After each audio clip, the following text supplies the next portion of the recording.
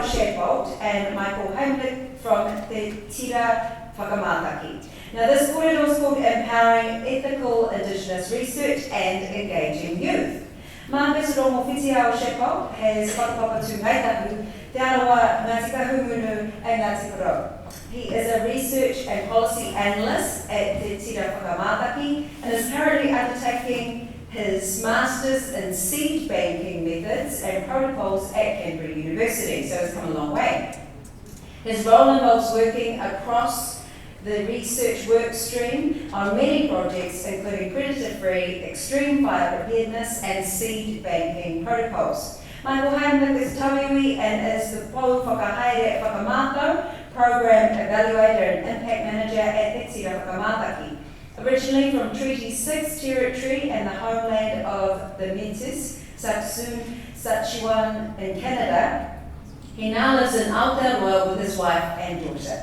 His role includes tracking the impact of the Tira Whakamātaki and providing important information to make evidence-based sessions and decisions. Nō reira tēnā kura, nau mai, piki mai. Please put your hands together.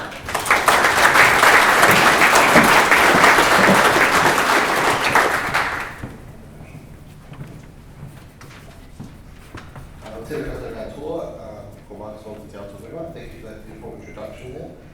Just before we start, I'd like to acknowledge the co-founders of the Tira Whakamātaki who are here at the moment. Dr. Nick Wapara, a stalwart of the Cody program, who has held the line for years in council, research institute and across government and communities, as well as Professor Amanda Black, a well-known and regarded award-winning Cody scientist who authored the independent Cody Science Review, which laid the foundations for this platform, Ngā Rākau Taketake, as well as an old Mark Shadbolt who we've met already today. I would also like to acknowledge our TTW Kāwi, Kevin, Jim, Tohi, Hori, Aroha and Glennis, who are also all here today. Kia ora. So I'll just pass the mic to introduce himself briefly as well. Tēnā koutou katoa, no Ukarina o koutou puna, I noho rātou I runga I te whenua o First Nations Mēmeti, I raro I te mana o te tariti tūuno, no ngā whānau Heimlick me Zorch, ko Michael Heimlick, tako ingoa. Kia ora, my name is Michael Heimlick, and I was introduced already, so I don't have to do too much more, but I am not from here, as you can tell from my Canadian accent.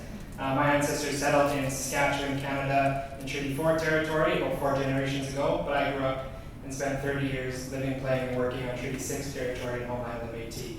And I am privileged here to be working with TTW and my colleagues who are all here today. I'll pass it back to Marcus to start us off.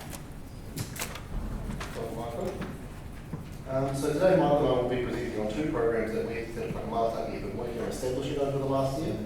These are our Research and Ethics Council, Tikanga Oranga, and our International Indigenous Youth Network. So why have we felt the need to establish these 2 programs? Every day, we face more and more challenges across the environmental space, whether it's increased flooding, as we've seen in the last couple of days, new diseases, or sea level rise. These challenges and disasters are only becoming more common, and to be able to adapt, we need new and old approaches. As Indigenous people, we have a connection to places unrivaled, and an understanding of how these places have changed over centuries and millennia, recorded in detail through traditions and stories. Because of this, researchers need to and have increased their engagement with Mawhenua. However, as we know, this is not always done in the best or most appropriate way. I'd like to briefly focus on one picture in here, in the top middle.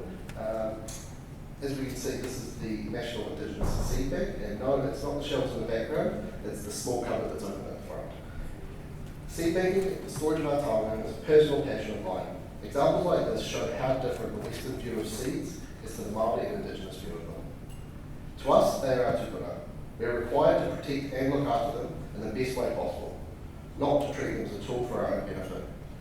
TTW's seed program aims to address this practice from 3 perspectives: treaty, people, and place.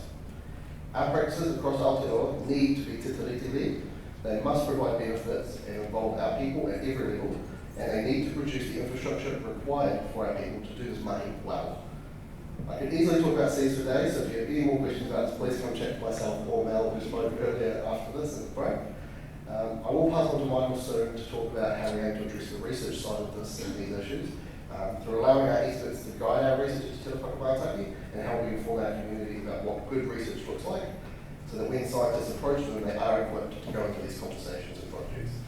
But just before that, I'd like to talk briefly about the Indigenous Youth Network that we are establishing at Te Whakamātaki. So in 2022, TTW attended the UN's platform on disaster risk reduction. At this event, we were lucky enough to be staying with 2 other Indigenous students from Canada and Guatemala. Alongside Phoebe Fornas at TTW, who is currently in Canada at the NASA conference, working on building more of these international connections for us, we decided that we wanted to establish a youth network to stay in touch after this and to continue to engage more Indigenous youth as we meet them across our work. We then announced later in the year at our TTW symposium that we were launching this network and have since been discussing what we want this group to look like with other young Māori across the environmental space, as well as with their Indigenous whānau around the world. One of our main motivations for this network is information sharing. There is a lot of knowledge across the globe with Indigenous communities due to our connection to land, past and present, as you all know. An example of this is in 2016, TTW was warned of the risk that myrtle rust posed in Australia by our Indigenous whānau there. And more recently, our Hawaiian whānau would like to acknowledge here today, as well as their awesome talks that I saw at ICBR last week, have come to warn us about rapid or higher death as well, and the effects that that can have on our Kaurilands here. We'd be fools not to listen again, as we were with myrtle rust, and one can only wonder what could have happened if we had listened better in those earlier stages of myrtle rust. These links across Indigenous communities are essential to build and maintain if we want to be able to prepare for future incursions and disasters. Climate change is here and its effects are obvious already. If we want to prepare for what's to come, then on top of listening to Indigenous peoples, we also need to train and listen to our young people. This thinking is at the heart of our network. We need to be able to connect our young people not only to each other, but to our kaumātua and experts so that they are supported in their growth as they become kaitiaki themselves. We often hear that young people are the future. By building these connections across all levels of the environmental space, from people on the ground doing the real work to those like myself at the research level, having open communication allows us to always be prepared to support each other when things happen. I'll now pass over to Michael, who will discuss our other new group, Ngā Rākau. But just before that, I'd like to reach out. If there are any other young Indigenous workers or researchers in the environmental space, we are open to more joining. So if you'd like to talk more about it at all after this, please let me know.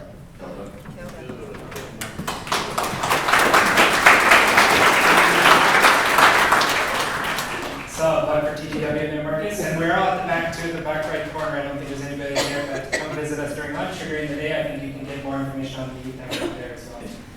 So, as Marcus said, in an effort to respond to some of the issues that Marcus talked about earlier, and was spurred on by our conversations that we're having with our kahui and everyone we work with, including the Oranga program that Balance and I were talking about a little bit earlier, it was clear that there was a need for an independent Maori research ethics committee, one that would support excellence in Maori research and assist ongoing efforts to decolonize research, science, and innovation while supporting tikanga-based and taonga-led research practices. Thus, the idea for Tikanga Oranga, or the Maori Research and Ethics Council, was born. In late 2022, TTW started to recruit members for this committee, and the first meeting was actually held early in 2023, so just.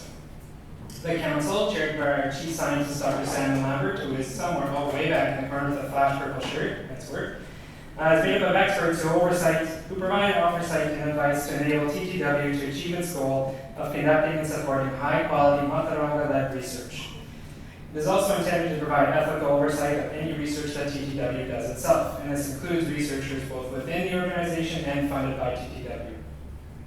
So that panel of experts includes a range of members from different backgrounds, including at least one Rangatani member, at least one Kaumātua, and at least one international member, as well as an equal mix of genders. Although it is pretty early days, the council is meant to adapt as they see fit.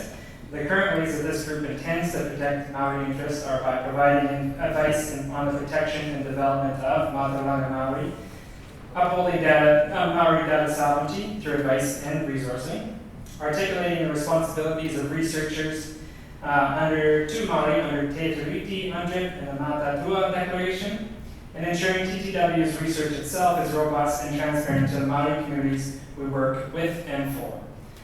And the ways that Rich started to do this has been by first providing a commentary on the state of the research system and the role of Maori within it, and that includes universities. And this will likely become a major annual output for this council, as well as developing resources that support Maori communities with their own research and their engagement with research agencies. And some examples of this can include ethics forms templates, research information templates, research co-op policy guidelines, tikanga research guides, and of course data management examples.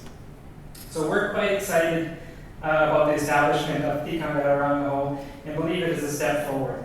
Although it is still early, we believe this will bring benefit to those we work with and, in turn, fulfill TTW's mandate to ensure the appropriate use and protection of Mātauranga in applied research. So together with the youth network that Marcus spoke about, the council is one way in which TTW is trying to empower Maori to be the ones leading and making decisions about research, not the other way around. Te nā koe.